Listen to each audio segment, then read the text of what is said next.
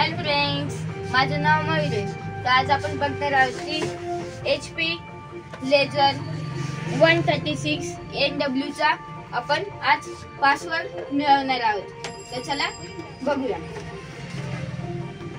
तर बघा मीटर चालू झालेला आहे. कंट्रोल पॅनल इथे 3 डॉट वरती क्लिक करायचं. हे बघा इंटरनेट इथं ओके.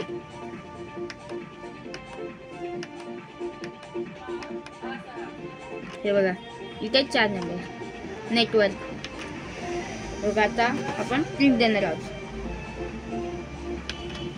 बघा आपण आता प्रिंट दिलेली आहे.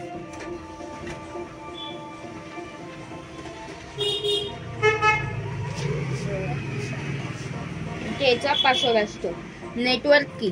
हे बघा इथं ही 5 2